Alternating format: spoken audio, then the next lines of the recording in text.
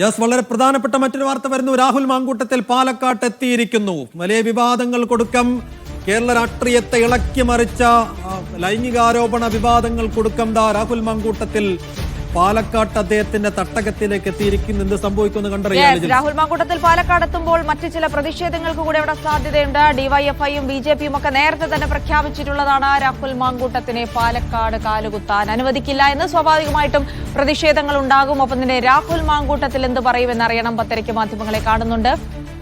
എന്തായാലും കോൺഗ്രസിൽ നിന്ന് പുറത്താക്കി എന്നൊക്കെ, പാർട്ടിയിൽ നിന്ന് പുറത്താക്കി എന്ന് പറയുമ്പോഴും യൂത്ത് കോൺഗ്രസ് അധ്യക്ഷ സ്ഥാനത്ത് നിന്ന് പുറത്താക്കിയപ്പോഴും ഒക്കെ പാലക്കാട്ടെ കോൺഗ്രസ് നേതാക്കളാവട്ടെ പ്രവർത്തകരാവട്ടെ എന്തിനു പറയുന്നു, വി.കെ. ശ്രീകണ്ഠൻ MP അടക്കം അദ്ദേഹത്തെ സംരക്ഷിക്കുന്ന നിലപാടാണ് ഇതുവരെ സ്വീകരിച്ചത്. അപ്പോ ഇന്ന് അദ്ദേഹം പാലക്കാട്ടേക്ക് എത്തുമ്പോൾ കോൺഗ്രസിന്റെ പ്രാദേശിക നേതാക്കളുടെ അടക്കം എത്ര കണ്ട് പിന്തുണ അദ്ദേഹത്തിന് അവിടെ ലഭിക്കും.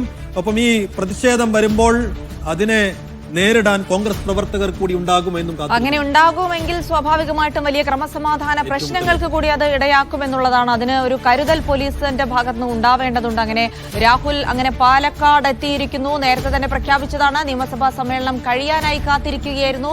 അത് കഴിഞ്ഞ ശേഷം പാലക്കാടേക്ക് എത്തുമെന്ന് പ്രഖ്യാപിച്ചതാണ്. അങ്ങനെ അതിവേഗത്തിൽ ഇനി ഒളിവിൽ ഇരുന്നിട്ട് കാര്യമില്ല എന്ന് മനസ്സിലാക്കിക്കൊണ്ട് തന്നെ മണ്ഡലത്തിന്റെ പ്രശ്നങ്ങളിലൊക്കെ സജീവമായി ഇടപെടാനുള്ള നീക്കങ്ങളാണ് രാഹുൽ മാങ്കൂട്ടത്തിന്റെ ഭാഗത്തുണ്ടാകുന്നത്. സാജിദ് അജ്മൽ വിവരങ്ങൾ നൽകും. സാജിദ്, അങ്ങനെ രാഹുൽ മാങ്കൂട്ടത്തിൽ പാലക്കാട് എത്തിയിരിക്കുന്നു. ഇപ്പോൾ രാഹുൽ എവിടെയാണുള്ളത്? ഇനി നടക്കാൻ പോകുന്ന സംഭവ വികാസങ്ങൾ നമുക്ക് കണ്ടു തന്നെ അറിയണം. ഇപ്പോഴെന്തൊക്കെ അവിടെ നടക്കുന്നു?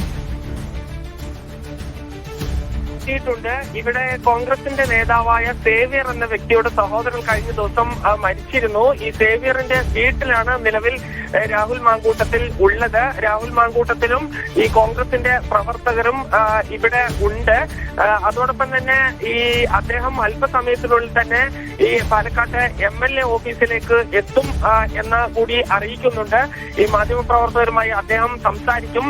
നമുക്കറിയാം, കഴിഞ്ഞ മാസം ഓഗസ്റ്റ് 17-ാം തീയതിയാണ് ഇദ്ദേഹം അവസാനമായി പാലക്കാട് നിന്ന് പോകുന്നത്. പിന്നീട് 20-ാം തീയതിയാണ് ഈ ആദ്യ ആരോപണം വരുന്നത്. ആരോപണം വന്നതിന് ശേഷം ആദ്യമായി രാഹുൽ പാലക്കാട് എത്തുന്നു എന്നുള്ളതാണ് വളരെ പ്രധാനപ്പെട്ടത്. രാഹുലിനെ രാജിവെക്കണമെന്ന് ആവശ്യപ്പെട്ടുകൊണ്ട് ഡിവൈഎഫ്ഐയും ബിജെപിയും വലിയ തോതിലുള്ള പ്രതിഷേധം രേഖപ്പെടുത്തിയിരുന്നു. കാര്യമായ പിന്തുണയുണ്ടാകുമോ സാജിദ്? വി.കെ. ശ്രീകണ്ഠൻ MP അടക്കം അദ്ദേഹത്തിന് പിന്തുണയുമായി എത്തുന്നത് കഴിഞ്ഞ ദിവസം നമ്മൾ കണ്ടതാണ്. അപ്പോ ഇപ്പുറത്തുനിന്ന് ഒരു പ്രതിഷേധം ഉണ്ടാകുമ്പോൾ അതിനെ തടയാനോ നേരിടാനോ കോൺഗ്രസ് പ്രവർത്തകരോ നേതാക്കളോ അദ്ദേഹത്തിന്റെ വലതും ഇടതുമായി ഇറങ്ങാൻ സാധ്യതയുണ്ടോ? ചില കോൺഗ്രസ് നേതാക്കൾ അദ്ദേഹത്തോടൊപ്പം നിലവിൽ തന്നെ ഉണ്ട്. ഈ കൂടുതൽ ആളുകൾ എത്താനുള്ള ഒരു സാധ്യതയാണ് ഉള്ളത്.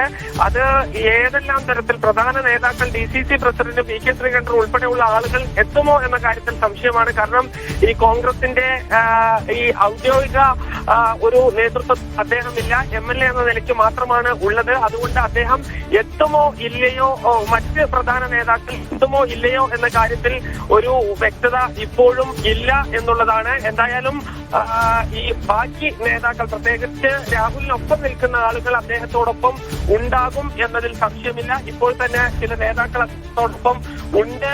അദ്ദേഹം ഇന്ന് 2 മരണ വീട്ടിലാണ്, മറ്റൊന്ന് ഇന്ന്. ശരി സാജിദ്, അങ്ങനെയാണ് രാഹുൽ മാങ്കൂട്ടത്തിൽ പാലക്കാട് എത്തിയിരിക്കുന്നു. സ്വാഭാവികമായിട്ടും പ്രതിഷേധങ്ങൾ ഉണ്ടാകും. പോലീസിന്റെ ഒരു ശക്തമായ കരുതൽ തന്നെ പാലക്കാട് ജില്ലയിൽ വേണ്ടതായി വരും.